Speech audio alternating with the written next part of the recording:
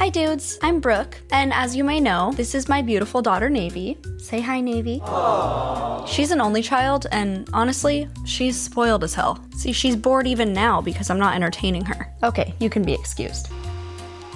Sorry for wasting your time. Anyway, as I mentioned, while I consider Navy to be my baby, I am not a mother to human beings. And I've been told that there's differences. And I did have a previous video about kids and parents before where I gave kind of a similar disclaimer, so forgive me for repeating myself if you've seen that one, but I'm also not somebody who's never been around kids at all ever, which I do think is an important distinction. There are a lot of people who get on the internet and complain about the way a child is acting, and it's clear that they just don't understand how kids are. Like the people who would try to help and give your infant water, you know what I mean? I have two little siblings that are 7 and 9 years younger than me, so I grew up around all stages of baby, toddler, and kid, and I was and still am a very proud big sister. All that to say, no, I'm not a mom, but I do have some experience with kids, and I have a brain capable of nuanced thinking. But speaking of moms, let me tell you how you can be the favorite kid this Mother's Day with today's sponsor, Raycon. This video is sponsored by Raycon. Dudes, Mother's Day is coming up quickly. It's a great opportunity to give your mom or mother figure a gift that she'll actually use. And Raycon's bone conduction headphones are a great option. They sit outside the ears so she can listen to music or a podcast or an audiobook while also feeling aware of what's going on around her.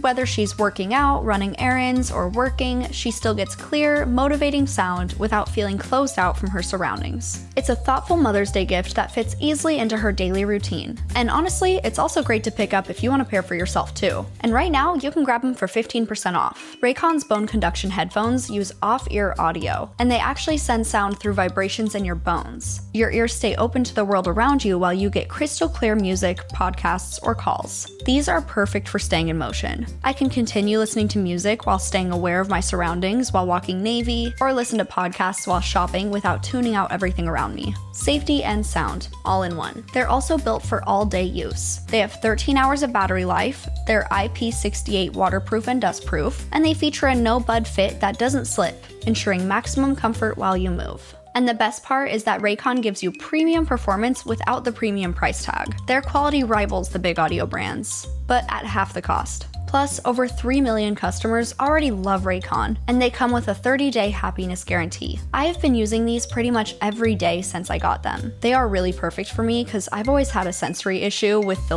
in-ear earbuds, and also earbuds or headphones that drown out sound because they make me feel like somebody's gonna come up behind me or something, and they make me feel unsafe. So the Raycon's bone conduction headphones have been perfect for things like doing chores around the house, running errands, working out, and walking Navy. And I just know my mom is gonna love hers for the same reasons. Celebrate the moms in your life. Go to buyraycon.com/sharksbc to get 15% off the bone conduction headphones. Thank you to Raycon for sponsoring. Now back to me. Listen, with every year that goes by, I can't tell if things are changing in society or if I'm just becoming a more and more miserable bitch. I don't want to be the old man yells at cloud meme, but sometimes I hear myself say something and I might as well have started it with, back in my day. And you guys can tell me if that's the case here too, but does it seem like kids are low-key more, dysregulated now? And that there's an entitlement from a lot of parents that the world needs to get out of the way for their special child and allow them whatever they want? Or is it just that social media amplifies the worst cases of this and then makes me more fed up when I go out into the world so that I pick up on it more? Because I swear, some of the things that I see now are things that would have gotten me in so much trouble growing up.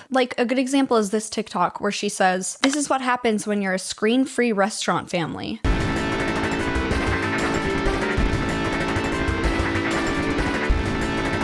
If any of my siblings or I even thought about getting out of our chairs at a restaurant and running around like that, we would have been in such big trouble, it's not even funny. And obviously for good reason. That's a good thing. Thank you, Mom and Dad. You can't just run up and down the restaurant while people are trying to enjoy their meals. Not only is it rude to the other people that are eating there, but it's also super unsafe. Not to be a narc, but servers are often carrying super hot plates, and kids running around makes their jobs even harder, trying to bob and weave through moving, often sticky obstacles. Also, the idea that this is just what happens when you go screen-free is so insane. Because first of all, Technically, there are 3 screens in that fucking restaurant just from what I see in this TikTok, but I get what they meant. And why are your only 2 options Coco Melon on the iPad or running a 5K around the table? Like, surely you could have brought a few restaurant-friendly toys like a coloring book or something. But I also did come across this TikTok, which is a repost because the original was pretty promptly deleted after a lot of backlash, of a mom and her sister who brought their screen-free toddlers out to lunch. And they did bring coloring books, but toddlers are still toddlers at the end of the day. The text on screen says, "Taking our screen-free toddlers out to lunch." Girl, I made the same face.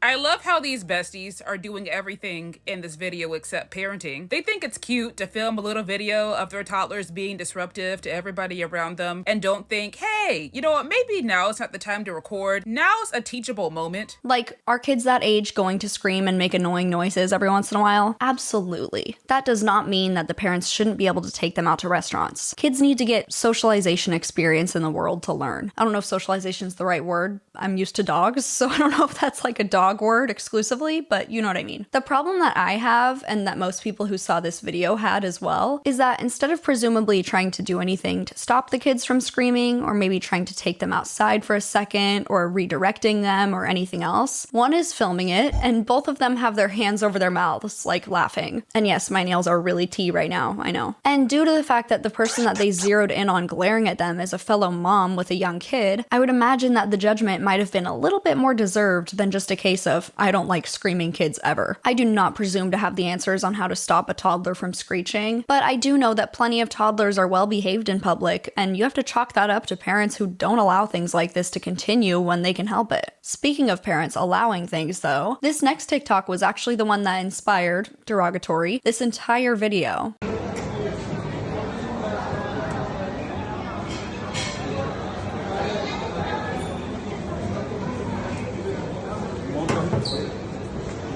I've had this TikTok saved since I made my first entitled parents video because I was like, I can't just make another one immediately, but also I have to address this.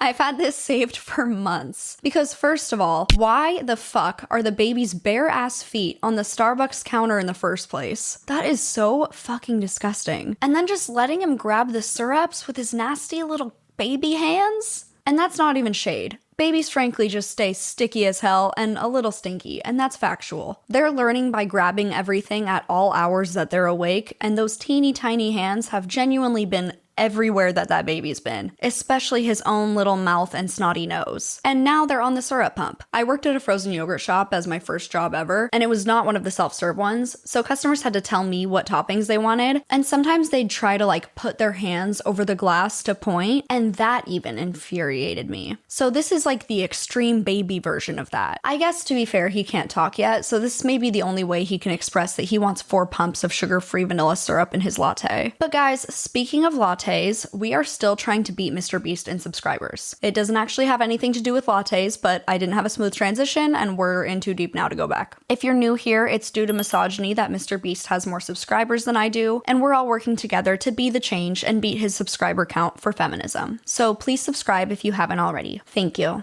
I love you. Say it back. Thank you. Anyway, have you ever been to a grocery store when it's way too busy and thought, you know what, I don't even care if I get assigned a man and I only get half the items I asked for and 10 items I didn't? I'm Instacarting next time.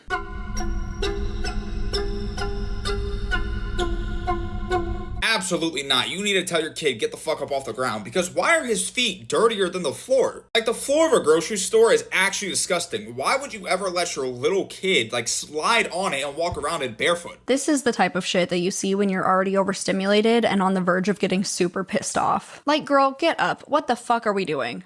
Yes, grocery stores are a perfectly child-friendly place, but there's a certain decorum that's still expected. But I came across so many videos of parents giving advice that if your kids are bored, you can always take them to somewhere like Target or Walmart and let them play with the toys in the aisles for a few hours. Like this one, for example, that says, "How much time do you kill at Target just letting the littles play? I've gotten a few good hours in. It's like a toy library without the card."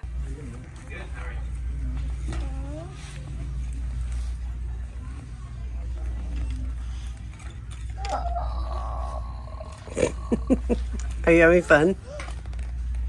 Like, dude, those are for the people who are gonna buy them. Like, I understand allowing them to check out the toys that they want for a minute, or toys you may buy, but to post up in the entire aisle and do everything except cut the box open is crazy. It's so entitled and inconsiderate of the people who end up purchasing that toy, and the employees trying to work that now have to put those away properly again, and to everyone who needs to get through that aisle, or who might have wanted to look at the things in that aisle. The list goes on. But there does seem to be kind of a growing entitlement among some parents that encourage bad behavior from their kids. That was a very small example, but let me show you what I mean. The context of the video I'm about to show you is that two little girls are going to unbox these blind box dumpling things, and the little girl who goes first is the adult woman's roommate's kid. The girl who goes second is the adult woman's kid. Wait, what did you get? I got the glitter dumpling! Well, you know the deal. Okay, what's the next one?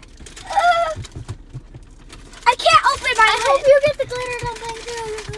I can't open my lid. You got this, girl. You got this. Nope, you got it.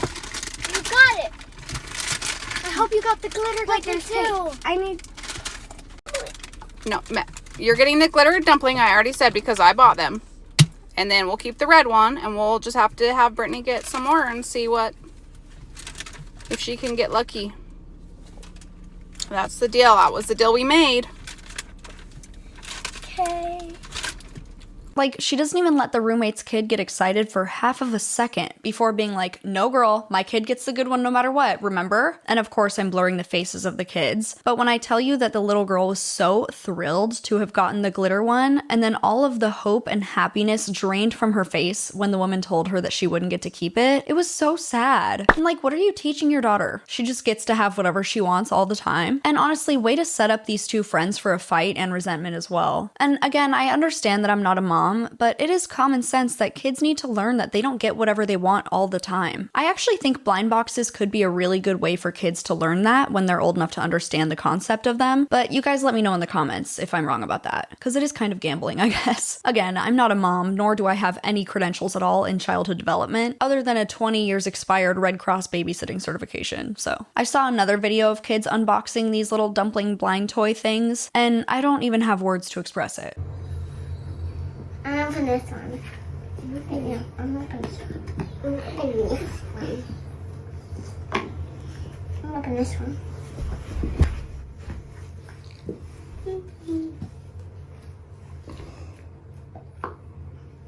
What color did you get? Look. Open it, girl. Go down. Open it. Open it. No, I want this one. Mommy, Daddy took it to go to remember, I picked it.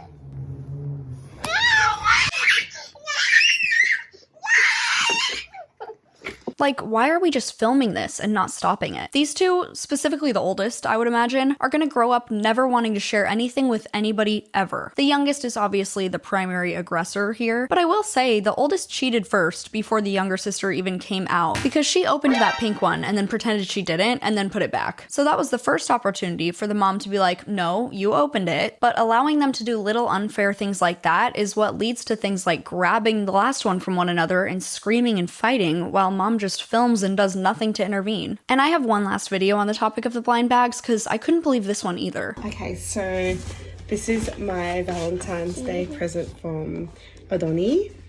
I would love to get the pink or the black, but my favorite color is green, so any of these bottoms will be great. Okay, and also this is my first mummy. I'm pretty sure that's how you go. Let me open it. No, it's my present. I open it. Okay, Mommy, if you don't have a packet, I will open it, okay? Okay, Mommy. No, Mommy, let me open this one. No, I'm opening it. It's my present, baby. Okay. Alright. Let me open this one. Oh, this is huge. Look how big it is. I'm gonna open this one. No, it's mine. Fill it there. This is my present. Daddy, she's not letting me open my present. Can I have my toy back? Give it back to me. It's mine. Do you want it? I think filthy. I should. Just go buy her another one. It's mine. Like, I'm sorry, but she is being a little spoiled brat and she needs to be told no. She doesn't get to have your Valentine's Day present. And the husband doing absolutely nothing to stop her and then agreeing that she should have it shows exactly why she's behaving like that. But also, why is the mom whining as well? There's way too much whining in this video overall. And the daughter grabbing at it while the mom's trying to open it is sending me into a blind rage, to be honest. Like, why are we allowing this at her big age? I totally get that there's a degree of little kids wanting to do everything with their parents to learn hands-on, but when they get to a certain age, it gets to a point where mom's allowed to have her own life too and open a Valentine's Day present without her kid doing it for her. You are raising an entitled, spoiled brat. And this entitlement doesn't just affect the family. It seeps into the way that these kids act in public and the way the parents expect people to treat them and their kids. When parents don't control their kids in the theater, this is what happens. I mean, this Riddler, he's going after the most powerful people in the city, and he knows so much. He doesn't know shit, man. What are you talking about? Yeah, he does. What about that rat? Hey, come on. Keep in here with the rat.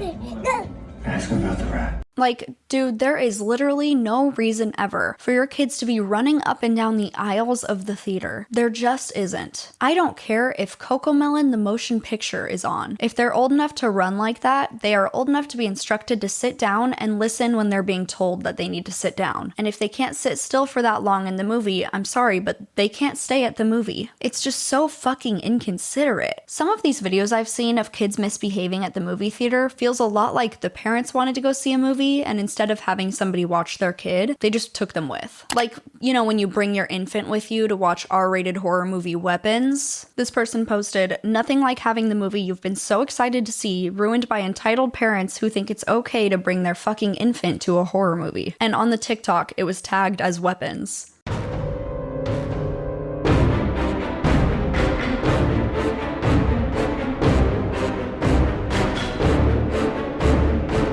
I don't like to judge people by their looks, but there is no way little bro is 17 years of age or older. Side note though, Weapons is really fucking good and you guys should go see it if you haven't already. Anyway, this is another video I saw relating to the movies from somebody who presumably works at a movie theater. They said, "What is the science behind parents with young children being the most inconsiderate people ever?" Oh my god, bro. Oh, hell no, man. What the fuck, man? Get your ass on, boy. You get your goddamn ugly ass. Like, dude, there's about 6 giant trash cans available for you to throw your shit away. Genuinely, why do people not throw their shit away after the movie? Is this like some common misconception that you don't need to clean up after yourself or something? Because I swear, I have always noticed people leave behind so much shit at the movie theater, and it's like, why are you expecting someone else to clean up your mess, dude? But speaking of leaving shit behind, get into this. This is my 2-year-old Bowie James. Every single day, he throws spatulas, shoes, balls, anything he can get his hands on over that fence right there.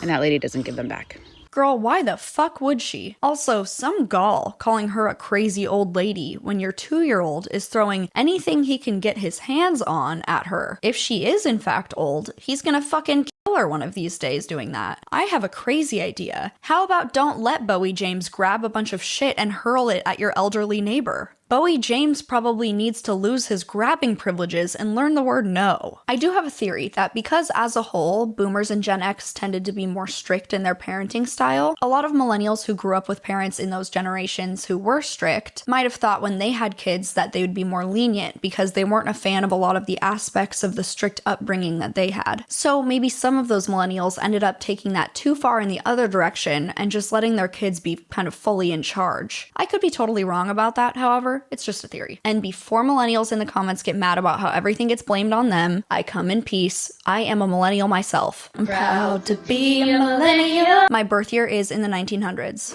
I was born in 96, so technically I am a cusper, but I can't deny the fact that I grew up using a Walkman and a video now. There does also seem to be a trend of some parents being entitled themselves, though. I would imagine when this is the case, it has to do with kind of the instant gratification culture of most things being on demand or fast delivery nowadays. nowadays, as well as social media making some people more self-focused in general. Not to be that person that's like, phones are bad, things were so much better when women couldn't vote, or whatever. But some people have become more entitled as society has become more fast-paced. Another part of this seems to be because less and less people are choosing to have kids. So it kind of seems like some of the people that do choose to have kids feel like they're doing a service to society and they are owed something for that sacrifice that they're choosing to make. Again, by no means is this anywhere near all parents, but just some of the loud ones. Here's an example of what I mean. This person posted, "Parents using your driveway as a pickup line and they refuse to leave even when you ask."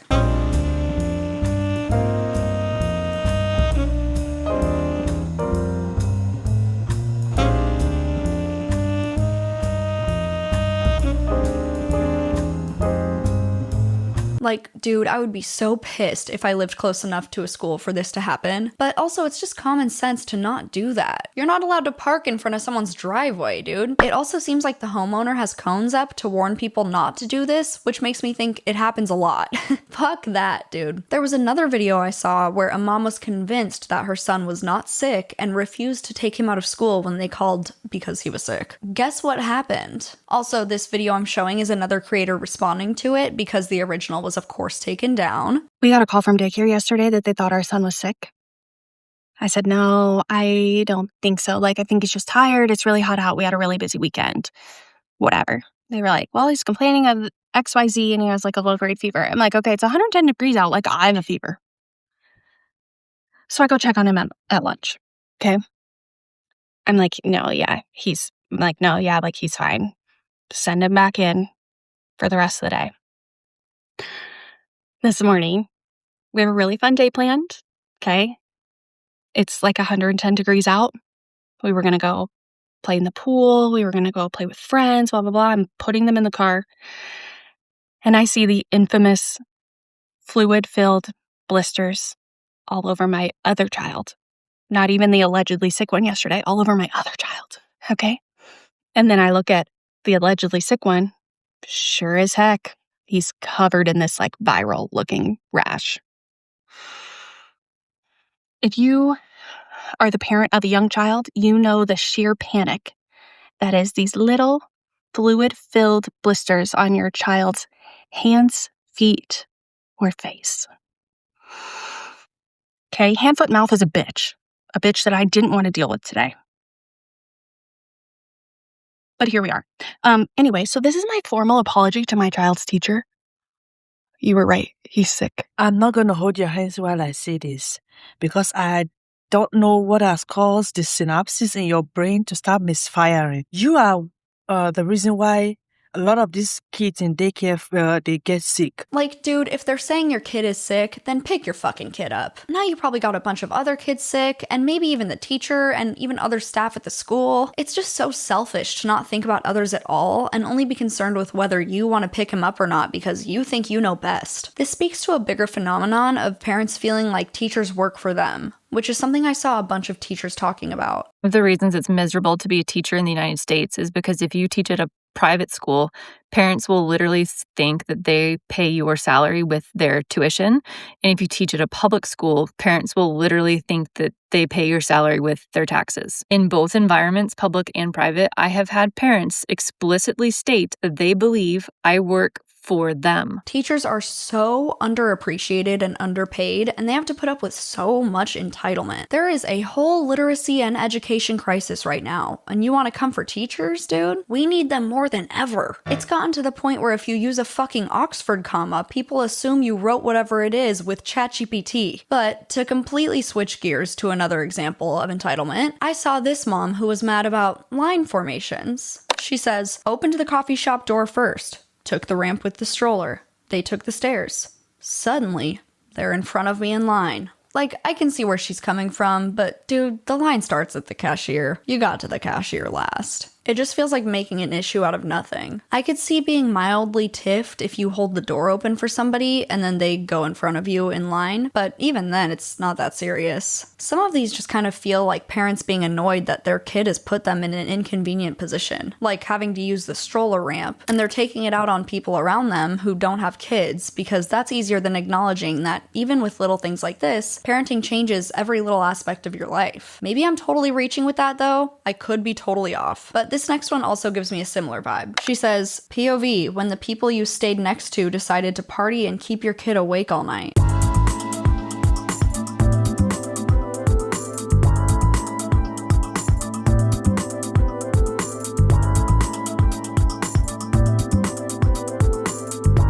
Now, I bet in their room, they were thinking, fuck, that kid was crying and screaming so much in the morning. Also, I would imagine the hotel would be really fucking pissed if they knew you were tampering with the other guests' do not disturb signs. Like, if somebody is sleeping without clothes on or something, and then they don't hear the maid knock and the maid walks in on them, that's really fucked up for everyone involved. Also, if they're just hungover and trying to sleep, they paid for that hotel room, and that is their right. This kind of speaks to another thing that I've noticed, which is that some parents online have been very judgmental and resentful seemingly of people who choose not to have kids. Like, I've seen so many videos where parents say things like, you don't know tired unless you're a parent. Like this girl, the text on screen says, when someone without kids says they're tired. And I can't play the copyrighted music, but it's the Sabrina Carpenter, oh boy. And then this person says, talking to people without kids is exhausting. And listen, as somebody who's child-free, able-bodied, and works as a YouTuber, yeah, dude. Fair enough. I'm not about to tell one of my mom friends that I'm exhausted because I chose to get up at 5 because I like mornings. But there are parents online who legitimately start foaming at the mouth with rage whenever anybody without children has the nerve to suggest that they're tired. Like, there are people with disabilities or illnesses or jobs that require them to work for ungodly hours, or who are caretakers to other family members. The list goes on. I worked 80 hours and had to perform surgery on Christmas Eve. I was exhausted.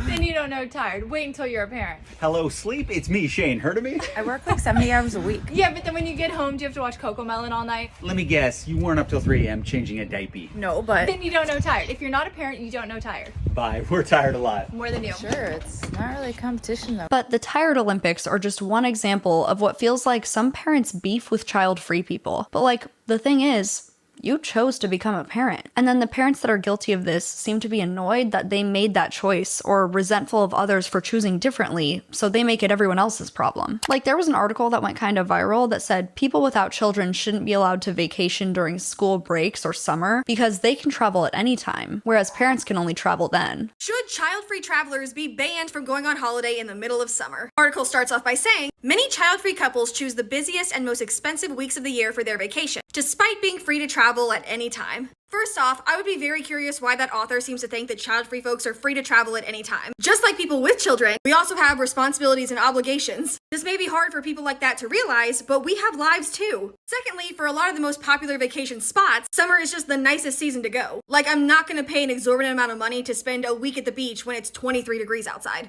And the things that really irked me was that there was definitely some dissent in the comments of the article, but there was a whole lot of support too. Child-free folks will bring up wanting one child-free flight out of 100,000, and we are instantly demonized for it. We are the worst, most selfish people on the planet. But an entire article like this can get written, and the most common response tends to be, that's a good point. Our lives don't revolve around your kid's school schedule. Also, what about teachers? And how do you prove that you're just traveling for vacation and it isn't for work or another necessity? And who would enforce that? And what about the resorts and hotels and things like that that rely on people coming all during the year to stay in business? This whole assertion is so stupid that it probably is just rage bait, but who knows, dude? I also saw another creator saying that people without children are constantly on vacation. I don't think people without kids realize how much free time they actually have. Oh no. We do. We know, which is why many of us have chosen to not have children. They are practically on vacation 24/7. I don't think mothers on maternity leave realize how much free time they have. I mean, they're practically on vacation 24/7. Kind of a wild thing to say, isn't it? Now, don't get me wrong. I love spending time with my kids, but if you are so happy being a mom, if you are so happy being a parent, Why are you constantly on the internet talking about how child-free people this, child-free people that?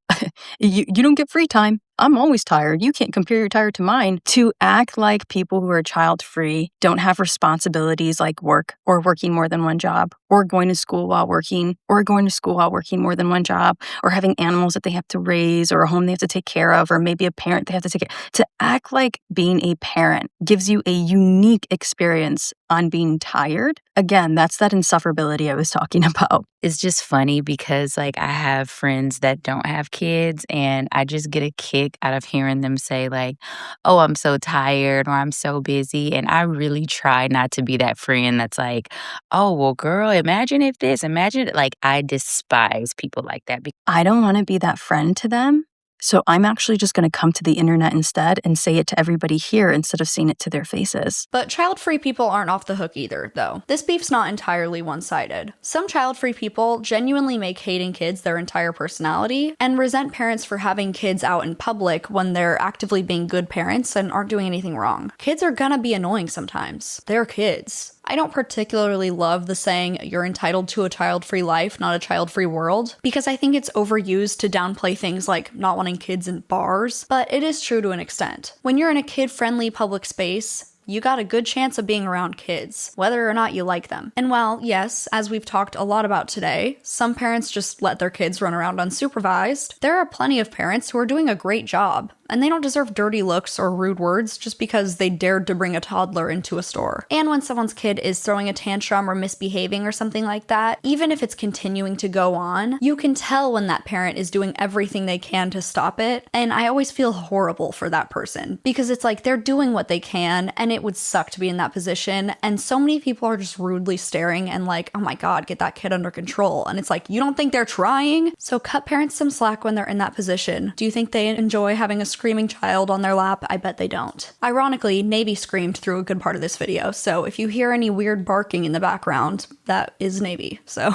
And ironically, I did nothing about it. Alright guys, I'm gonna call it right there. For more videos, check out my second channel, Brookesharks Bites, where I post beauty and lifestyle content. A lot of you guys comment asking if I have a makeup or hair tutorial, and I do on my second channel. I also always include whatever lip I'm wearing in the description for those of you that are interested. You can also follow me on Instagram and TikTok, and you can join my Patreon. I post some extras over there, and I also have a Patreon exclusive Discord. Don't forget to beat the shit out of the like button and murder the subscribe button, and if you're feeling crazy, you can ignore the Bell's tantrum. I'll see you soon with another video.